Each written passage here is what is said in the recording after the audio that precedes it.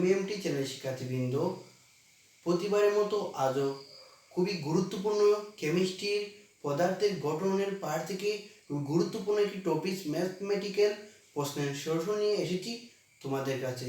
সেই প্রশ্নের সলিউশন তোমাদের সাথে শেয়ার করব। তুমি শেয়ার করবে আগে আমরা একবার প্রশ্নটা দেখে নিই। প্রশ্নটা হলো, পারমাণবিক ভর বা আপেক্ষিক পারমাণবিক ভর কাকে বলে বা কি, আমরা কিভাবে নির্ণয় করব? নির্ণয় করার ক্ষেত্রে আমাদের সূত্র জানা আছে, পারমাণবিক ভর সমান মৌলের একটি পরমাণু ভর বাই একটি কার্বন 12 হিসেবে পারমাণবিক ভরের 1/12 অংশ। এটা আমাদের সূত্র। যে কোনো মৌলের পারমাণবিক ভর কিভাবে নির্ণয় করব। তবে প্রশ্নটা হলো, পারমাণবিক ভর বা আপেক্ষিক পারমাণবিক ভরটা কি? আসলে পারমাণবিক ভর বা আপেক্ষিক পারমাণবিক ভরের মান যত, ভর সংখ্যা তত। তাহলে তোমরা অবশ্যই যারা কেমিস্ট্রি একবার হলেও জীবনে ধরেছো তারা ভর সংখ্যার নামটা শুনেছো। ভর সংখ্যাটা কি? ভর সংখ্যাটা প্রোটন ও নিউট্রন সংখ্যার যোগফল। আমরা লক্ষ্য করি, ধরো আমরা নাইট্রোজেন যদি আমরা লক্ষ্য করি, 11 নম্বর মৌল অর্থাৎ প্রোটন সংখ্যা হলো 11, 12 হলো নিউট্রন সংখ্যা, ভর সংখ্যা হলো 23। এই দুটোর যোগফল 11 + 12 = 23। ভর সংখ্যা হলো প্রোটন ও নিউট্রন সংখ্যার যোগফল। তাহলে আবার পারমাণবিক ভর সংখ্যার মানও তত, আপেক্ষিক পারমাণবিক ভর সংখ্যার মানও তত। অর্থাৎ আমরা বলতে পারি যে পারমাণবিক ভর যে কথা, ভর সংখ্যা কথা, আবার আপেক্ষিক পারমাণবিক ভরও একই কথা।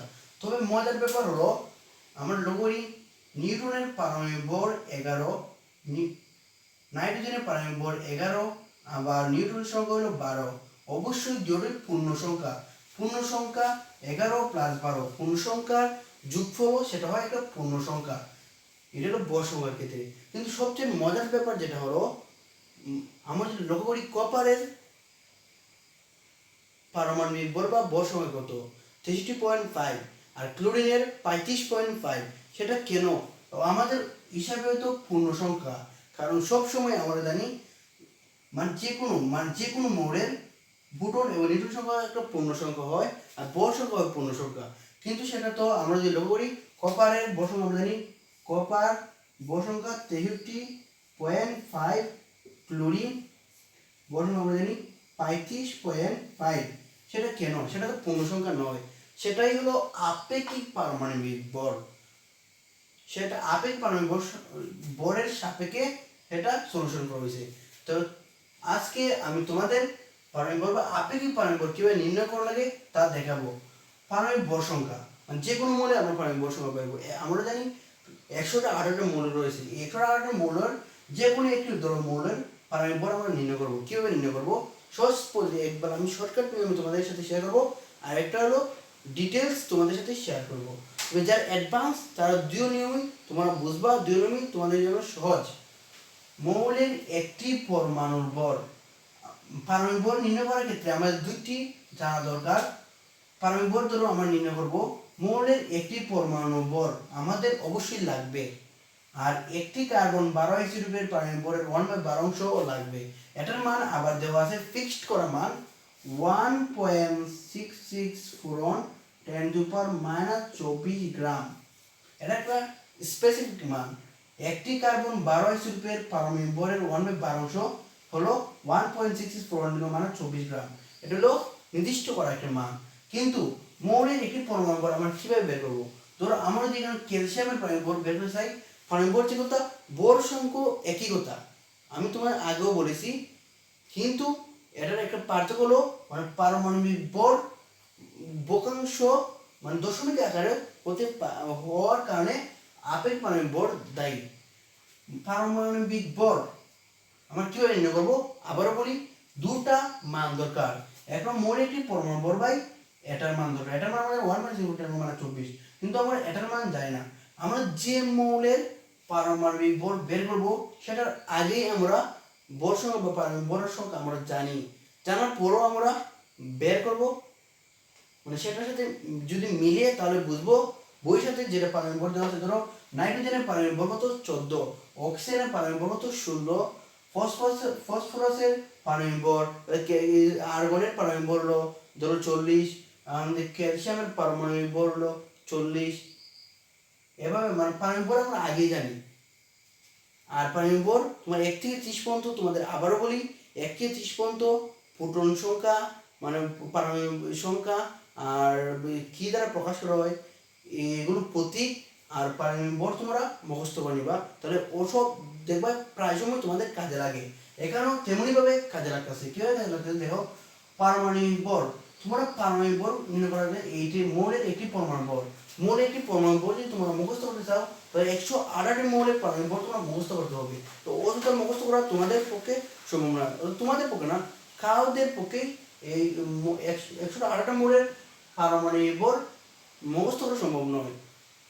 এটা এমনি জটিল একটা মান। আমরা পারমাণবিক ভর ধরুন আমরা যদি ক্যালসিয়ামের পারমাণবিক ভর বের করতে চাই, ক্যালসিয়ামের আমরা জানি ক্যালসিয়ামের পারমাণবিক ভর আমরা আগে থেকেই জানি 40, অবশ্যই মানও 40 হবে। তবে মৌলের একটি পরমাণু ভর আমরা জানি না, সেটা কিভাবে নির্ণয় করবো সেটা মানে আমি মনে মনে তোমাদের সাথে মানে বোঝাবার জন্য তোমরা ধরবা মৌলের একটি পরমাণু ভর যেটা বাই করবা সেটার পারমাণবিক ভর আমরা আগে থেকেই জানি, সেটা বসাই দিবা মনে মনে। ধরো আমরা ক্যালসিয়ামের বের করবো 40 পারমাণবিক ভর আমরা জানি 40 ইন্টু মানে এই মানটা বসাই দিবা। একটি কার্বন 12 হিসেবে পারমাণবিক ভরের 1/12 1.64 মানে 24 মানে 40 ইন্টু 1.664 10⁻⁻24 হলো মৌলের একটি পরমাণু ভর। আবার বলি মৌলের একটি পরমাণু ভর বের করার জন্য পারমাণবিক ভর তোমরা আগে দিয়ে বসাই দিবা, তোমরা মনে মনে বসাইবা, এটা এভাবে না লেখবাই দিয়ে 40 ইন্টু 1.6 মানে 24 যত হয় মানে গুণ করার পর যত হয় তোমার লেখবাই। আমরা জানি মৌলের একটি পরমাণু ভর সমান মানে যদি আমরা ক্যালসিয়ামে লিখতে চাই ক্যালসিয়ামের একটি পরমাণু ভর মানে মনে মনে তোমরা গুণ করে 40 ইন্টু 1/6 মানে 24 দিয়ে গুণ করে বসাই দিবা যত যত। আর যে এটা তো আমরা বসাই দিলাম, এটার মান পেয়েছি আর এটার মান পেয়েছি, এখন এটাতে এটা যদি ভাগ করি আমরা পারমাণবিক ভর বের করতে পারবো। আমরা যদি ক্যালসিয়াম পারমাণবিক ভর বের করতে চাই 40 ফ্রম 1.6 মানে 24 বাই 1.6 মানে 24, তাহলে এটা উত্তর হয় 40। তোমরা এটা গুণ করে বসাবে, আমি না গুণ করে কাটলিটি কাটালেও হবে, এভাবে দেখালেও হবে।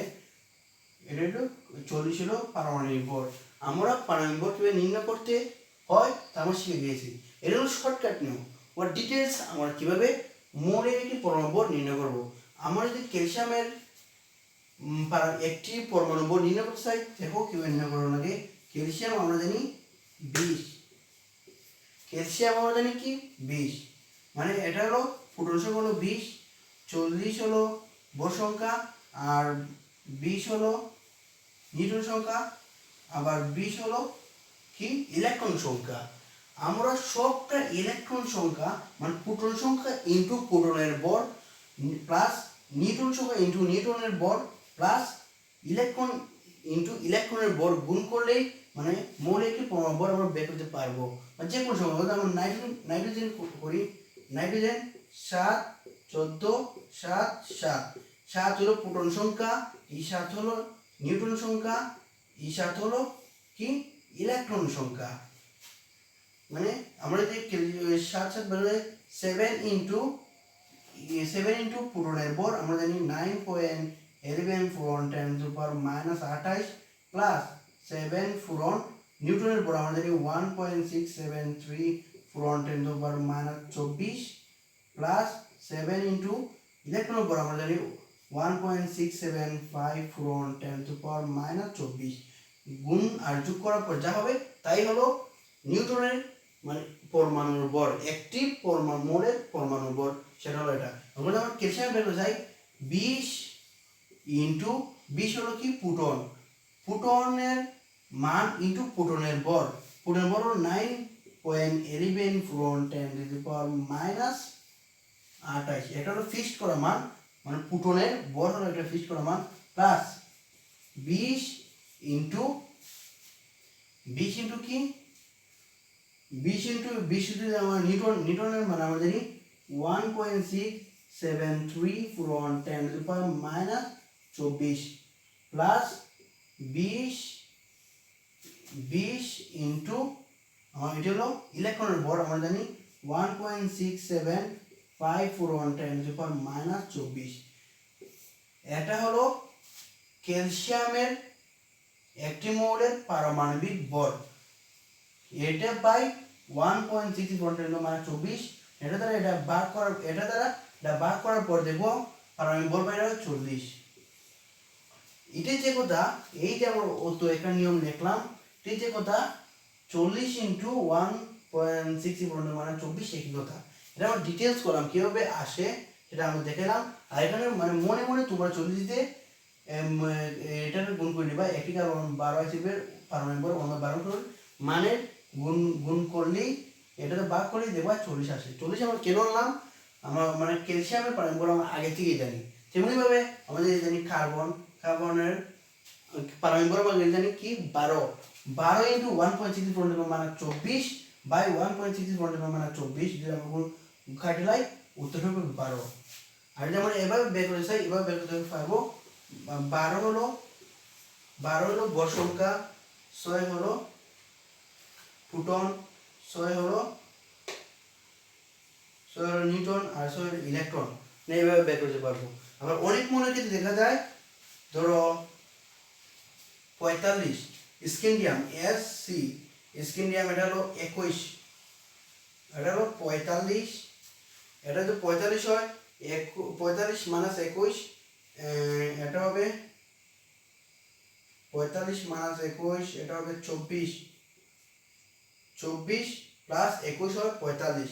তাহলে এখানে কি হবে দেখো, প্রোটন সংখ্যা যত ইলেকট্রন সংখ্যা তত, প্রোটন সংখ্যা যত ইলেকট্রন সংখ্যা তত।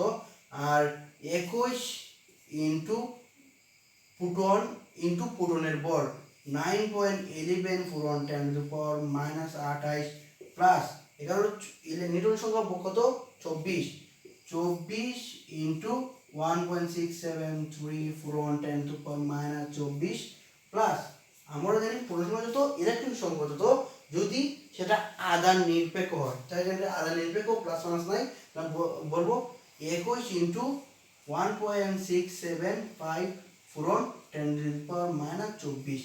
এটা যদি আমরা গুণ করি, তাহলে এটার মান যত হবে 45 ইন্টু 45 হলো পারমাণবিক ভর, স্কেলের পারমাণবিক ভর 45, 45 ইন্টু 1.66 ফুরন 10⁻⁻24 মানও এত হবে। তোমরা গুণ করো, এটা তোমরা মনে মনে 45 ইন্টু গুণ করে বা বসাই দেবে। স্কেলের একটি পারমাণবিক ভর আমরা জানি, সেইভাবে লিখবা, আমরা জানি মনে মনে করবার পরে আমরা জানি স্ক্যান্ডিয়ামের একটি পরমাণুর ভর এখানে খেলকুশ করে যত হয় অত বাই 1.24 দিলেই পারমাণবিক ভর বের হয়ে যাবে। তাহলে তোমরা অবশ্যই তোমরা পারমাণবিক ভর বা আপেক্ষিক পারমাণবিক ভর কিভাবে নির্ণয় করবে তোমরা শিখে গেছো। প্রিয় এমএমটি চ্যানেল শিক্ষার্থীবৃন্দ, আজকের ক্লাসটি থেকে যারা উপকৃত হয়েছেন তারা কমেন্ট বক্সে লিখবেন নাইস ভাই, মানে অনেক কমেন্ট লিখতে পারো, তোমরা কমেন্ট করবা, বেশি বেশি শেয়ার করবা এবং পাশে বেল আইকনটি বাজিয়ে রাখবা। যারা নতুন দর্শক আমার চ্যানেলটি নতুন এসে দেখেছেন, পছন্দ হয়েছে তারা সাবস্ক্রাইব করবা। আর এই ভিডিওর পর এই ভিডিও যদি আমরা সামারি করি তাহলে আমরা কী দেখি, মানে পারমাণবিক ভর যে কোনো মোড়ে পারমাণবিক ভর সংখ্যা ইন্টু 1.6 বাই 1.6 এটা কাটা যায় 40 উত্তর যে কোনো মোড়ে। মানে আমরা স্ক্যান্ডিয়াম দেখি, তাহলে 45 ইন্টু 1.6 1.6 বাই 1.6 ভাগ করলে অঙ্করণ হবে 45 উত্তর। মানে এখানে যে কোনো মোড়ে কার্বন বলো, মানে 118 মোড়ের মধ্যে যে কোনো রেডিয়ান বলো, তাহলে রেডিয়ানের পারমাণবিক ভর সংখ্যা তোমরা যদি না বাইর করতে পারো তাহলে এভাবে বাইর করবা। মানে রেডিয়ানের কত, রেডিয়ান হলো 81, আর এটার ভর সংখ্যা থেকে এটা বের করে নিউটন সংখ্যা বের করবো, নিউটন সংখ্যা মানে এভাবে তোমরা বের করবা। তাহলে আজকের ভিডিও এই পর্যন্তই। পরবর্তী ভিডিও নিয়ে আমি হাজির হব। এটা হলো আপেক্ষিক পারমাণবিক ভর, সেটা আমি যেটা পরবর্তী ভিডিও বানাবো সেটা হচ্ছে গড় আপেক্ষিক পারমাণবিক ভর। সেটাও অনেক মূল্যবান একটা ক্লাস, তাই তোমরা আমার লাইক কমেন্টের মাধ্যমে পাশে থাকো, বেশি বেশি কমেন্ট করো। আর তোমাদের যা সমস্যা তোমরা যদি না বুঝে থাকো তাহলে আমাকে বলবা, আমি তা আবারও বুঝাই দেব। পরবর্তী আমি এইগুলো ক্লাস নেওয়ার পর মানে এগুলো আমি ব্যাঙ্গে ক্লাস নিচ্ছি তোমাদের সুবিধার জন্য। আর মানে ইফার্টের পড়াতে গরম পাঠের আবার বিস্তারিত একটা ক্লাস নেব 1 ঘন্টা 1.5 ঘন্টা। এভাবে প্রথমে আমি তোমাদের বেসিকগুলো শিখে নিতেছি। পরবর্তী আমি আরও মানে বড় ক্লাস করবো। তোমরা আমার পাশে থাকো। আসসালামু আলাইকুম।